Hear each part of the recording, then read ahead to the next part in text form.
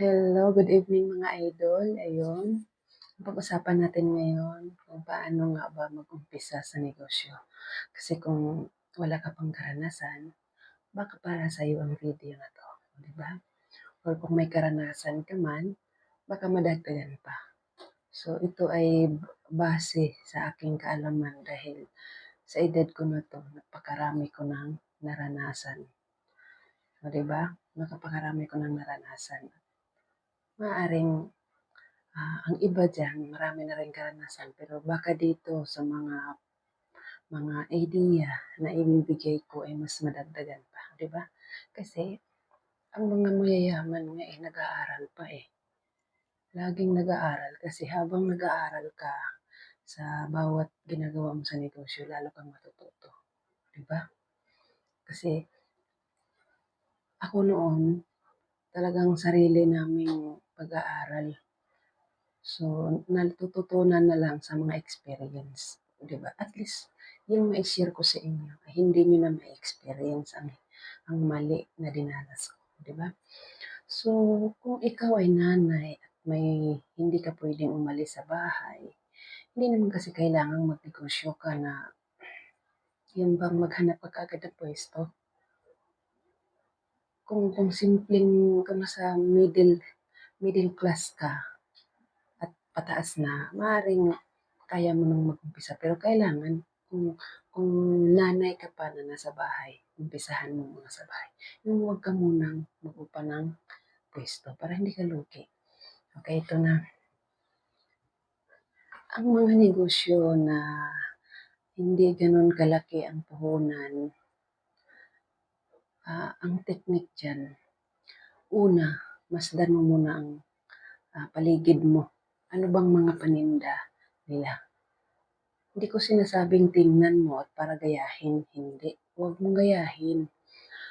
Ang tamang pagnegosyo ay kung ano ba ang kakulangan sa lugar kung saan ka nakatira. Halimbawa, yung iba ay nagtitinda ng isda, malapit-lapit ka sa mga talipapa, nagtitinda sila ng isda, nagtitinda sila ng mga karne, ganun. Tapos, yung iba naman kahilera dyan ay mga sari-sari store. Huwag mong gayahin yun. Gumawa ka ng kakaiba na kulang doon sa mga paninda nila. Tulad ng halimbawa, walang nagtitinda doon ng almusal. O gumawa ka ng almusal. Hindi mo kailangan hindi mo kailangan gayahin yun. Kasi kayo-kayo lang yung nakatira dyan. Hindi naman yan palengke. Kung palengke yan, kahit magkaya-gayahan kayo, walang problema yun. Pero kasi ang mga tao doon dumadayo, di ba? Eh, diyan sa lugar nyo, kung nasa mga residential ka lang or kaya naman mas maganda kung gilid-gilid ka ng kalsada. Tapos maraming tao, maraming bata. Ayan, kung sa umaga, magtinda ka muna ng almusal. Maglabas ka lang ng maliit na lamesa sa harapan mo, eh. Maglagay ka dyan ng mga, tawag dito, champurado, pansit, mga ganon, mga ah, itlog, tuyo, mga nilagang itlog, tapos sabayan mo ng sinangag, di ba? Tapos mag-ready ka ng mga styro. Yun, mga styro. Tapos kung maraming taong dumadaan o kaya madaling araw pa lang no, napapansin mo may mga taong dumadaan, maglagay ka ng thermos dyan, tsaka kape. Bili ka nung baso na pang kape. Tapos bumili ka rin ng may cup, may takip, di ba? Kasi yung iba dyan habang naglalakad gusto nilang magkape, hindi nakakape sa bahay. So sayang, di ba? Ibibinta mo yun ng 15 pesos, magkakape ka rin naman. O mag-init ka, ilagay mo na lang sa thermos. O di, pagkatapos mong magkape or sumabay ka na habang nagtitinda ka doon, kakape ka, ilagay mo na yung thermos doon, tapos yung kape, alam nila na magtitimpla ka ng kape kasi may baso ka, may thermos, 15 pesos yun. Eh kung bibilhin mo sa tindahan, isa lang naman yung doble, di ba? Bilhin mo sa tindahan, di ko alam magkano ngayon, 16 or 17, dalawa.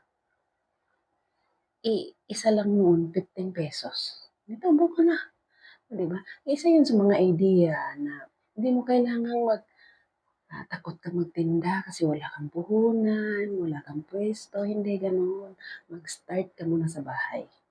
Kasi ano 'yun, extra income 'yun para makatulong ka sa mister mo.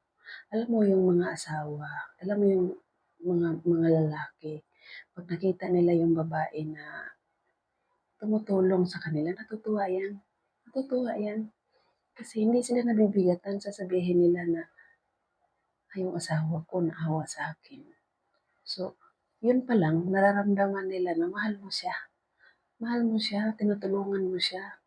Ang advantage naman sa'yo, hindi naman, wag naman sana, hindi natin masabi ang buhay kung sinong, yung bang ano, sinong unang mawawala sa inyong dalawa. Wag naman sana, no? Ah, ready ka na. Marunong ka maghanap buhay. Mahirap kasi yung babae na walang alam. Walang alam sa hanap buhay, mag-aantay lang sa kita ng asawa. Mahirap yun. 'Di ba? Gising-gising na tayo. Huwag na tayong laging nakaabang sa tsismis. Huwag. Tumulong tayo sa asawa natin. Halimbawa, gano'n na nga. So, isa na yun sa paraan. Ang puhunan doon maliit lang. O, 'di ba? Pag sumahod si mister, magtabi-tabi ka muna ng paisa-isang daan. Sa 100, 200, hanggang kaya mo. Umabot ng 500, pwede ka na mag-start. Oh, magkano naman yung kape isang haba? O, 'di ba? 100 lang yun mahigit. Tapos bili ka ng pansit mo na dyan. May kanin ka naman, lutuin mo, bili ka ng hotdog, magprito ka, itlog, di ba? Mga ganun, diskarte, kasi para sagot mo na yung pambaon ng bata, pambaon ng mga anak nyo, di ba? Makatabi-tabi ka na ng pabarya-barya. Oh, kung may rep ka din, tinda ka ng yelo, kung tag-init, no, gawa ka candy, lapag mo doon. Sa ano naman yun, bandang tanghali na bandang hapon. Lapag mo lang dyan, lagyan mo ng ice candy. Tas, hindi yung ice candy na ilapag lang, kasi walang presyo. Hindi alam kung anong mayroon laman doon sa styrofoam. Lagyan mo ng presyo, lagyan mo na kung anong, ano yun. Ice candy ba yun? Buko salad ba yun? O ano yun. Tapos lagyan mo ng presyo. Diba? Alam na nila, tutok-tok yun. Pabili. Diba? At least, yung maliit na kita ni Mister, kung maliit lang naman yung kita niya, matutulungan mo siya. Napakasarap sa pakiramdam na ikaw mismo na nasa bahay, may kita ka. Di ba? Kasi, ang hirap ng buhay dyan sa Pilipinas, alam ko. Ginawa ko na rin yan dati. Kaya lang, umabot kami sa punto na mali ba? Mali yung sistema. So, ngayon, kaya malakas loob akong mag-share at magsabi sa inyo dahil lahat ng sinasabi at binabanggit ko, dinanas ko yan. Diba? Bago kami umabot sa lumaki yung kita. Oo, malalaman niyo rin yan. Lumaki ang kita namin. Kaya lang, habang lumalaki ang kita, lumalaki din yung bayarin. Di ba? Kasi nga, mali yung proseso. Mali yung sistema. Di ba? So ngayon, sana mag-umpisa ka muna sa mga ganyan-ganyan. O kung halimbawa naman, yung bahay niyo, may mga vacant. Kumbaga, hindi yung dikit-dikit-dikit kasi nakakahiya yun eh. Halimbawa, nakaupa ka ng may bakante or bahay mismo na may bakante, wala namang gamit. Diba? Sa gilid mo may bakante. Maglagay ka dyan ng, namimili kami ng bote, bakal, yero, wag naman ng plastic kasi ang plastic malaki ang space. Oh, bili ka muna, mamimili kami ng bakal, bote. Yung bote kasi malaki po ang kita doon. Ang kita sa bote, bote ha, yung bote na 50% ang kita dyan. Kung nabili mo ng piso, mabibinta mo ng 2 piso. Oh, di ba? Saan ka pa? Ay, yung kapitbahay mo, panainom ng gin. Ginebra ha, baka naman. Monetize na ako. Yung kapitbahay mo, malakas uminom ng gin. Eh kung sa isang linggo, makaipon ka ng 500 pieces or 1,000. Oh, maibenta mo yun ng 2,000. kung magiging ₱1,000 yun. Eh, kung magiging ₱500 ang nabibili mo kasi ang dami talagang nag-iinom, ang lakas nilang uminom, kano kita mo dun? Kalahati. O 'di ba, ang daming paraan. Kaya nga sabi ko sa inyo, kung mapapanood ninyo yung yung paraan ng video ko, kasi marami pa akong video, marami akong ipapa ipaparinig sa inyo, share sa inyo para mabawasan naman ang bigat ng katusan ng pera, 'di ba? Masaya na tayo, diyan ka pa, magkikita ka sa isang araw ng 100, 150, 200, kita ha, hindi yung 'pag nagkwenta kasi ng kita, halimbawa nanguhunan ka ng 100, nakabenta ka ng 200, magkano kita dun? 100, ganun. Hindi yung kita halimbawa nangunguna, hindi mo kwentahin yung puhunan, eh, wala kang kita, hindi ka marunong, 'di ba? 'Pag magkwenta ka ng kita, net na yun, net income, bawas na. Bawas na sa pinamili mong puhunan. Alam mo naman yan eh, magkano yung pinamalengke mo. Try mo ring ilista. Halimbawa, nakapamalengke ka halagang 300. Nakabenta ka ngayon ng 600. O, ilagay mo doon, date. Challenge mo yun sa sarili mo eh. Pagdating ng isang buwan, isang linggo, basahin mo yun. Tingnan mo, kwentahin mo. Oh, kaya ko palang kumita ng gano'n.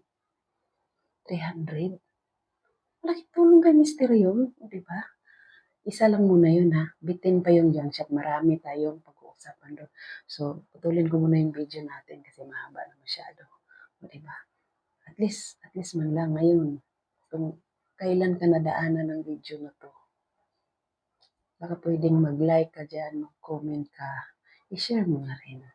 O, diba? Kasi malaking tulong yung mga idea. Kasi hindi naman lahat ng followers or viewers ni Tampulana or ni Tampulano ay nagustuhan nila, 'di ba? Maaaring yung isa sa mga nasabi ko para pala sa'yo, 'di ba? Or para naman doon sa nashiran mo, nakakatulong tayo. Yun yung pinakamaganda.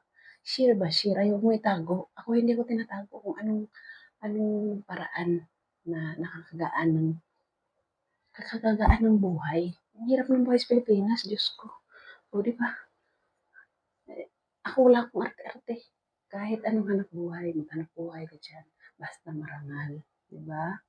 Huwag niyong gayahin yung iba na big time paninda, big time ang utang. Hmm? Diba? Yun lang muna kasi masyado talaga akong madaldal. Yun lang muna. Bye! O, diba? Sana matutunan mo yan. Sana isang araw mag-chat ka sa akin na, uy, pwede mo rin akong i-chat personally sa sa account ko. Turuan kita. Hindi naman ako laging may time. Pag free time, re-replyan kita kung ano yun. Wag lang yung mag-chat sa akin ng ligaw kasi, nandiyan yung mister ko. O, diba? Huwag kayong mangligaw. Kasi walang ligawan dito. Tungkol sa negosyo, tutulungan kita. Diba yan muna? Bye-bye! Love you all.